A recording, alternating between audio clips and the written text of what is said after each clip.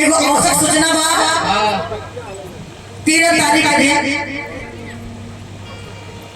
यानी परसों के दिन विनोद यादव के घर पे विनोद यादव जी के घर पर कार्यक्रम रहे। बहुत सुंदर कार्यक्रम रहे जिनमें कि जगह के नाम बा बिहिया साहपुर। ओइमे गोलू राजा जी गरे गावे, चंदन यादव जी गावे, यानी सुपरस्टार लोग कलाकार लोग रहेगा वगैरह।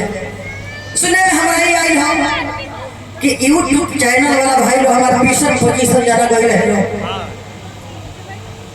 अब पता ना चलेगा का भइल मारपीट भइल बा कलाकार लोग।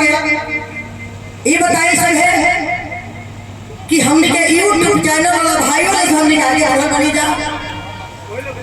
अगर आज वो लोग ना रहे तो खेसारी लाल यादव खेसारी लाल ना रहते, पवन भैया पवन सिंह ना रहते, पवन सिंह सपोर्ट किया है, या गोलू राजा ना रहते, या चंदन यादव ना रहते, ना अनुपमा रहती, ना निर्मला यादव रहते। यूट्यूबर के भी रोज एगो नया स्टार भोजपुरी में कि यूट्यूब पे चैनल वाला लोग भाई का आशीर्वाद बा कि आज लोग स्टार बनल बा।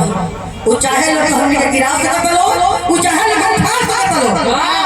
बड़ी दुख के साथ हमरा ई बात कहे के लागल बा कि सुने में आई हो कि वो सब के कैमरा मोबाइल से छीना गइल बा, वो सब के मारल गइल बा।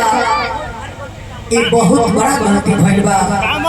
मंच पर ई कलाकार बा, ये मंच पर गोलू राजा बारे, मंच पर चंदन यादव बारे, लेकिन ओकर बारे में एक शब्द नहीं खेले बोले कि काहे होता जौन की सब ना बोले के चाहे बोले के नहीं।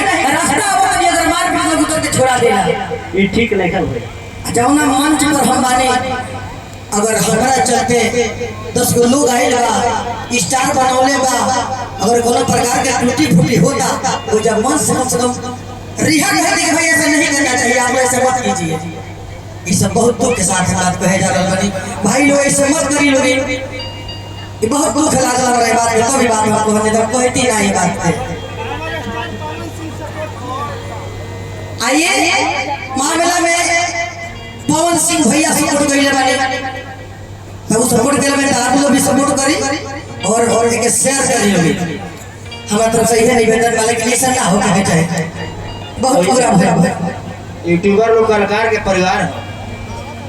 आई चलिए भाई हमारे भजन का फरमाइशी करनी है, व्यास जी गा दे।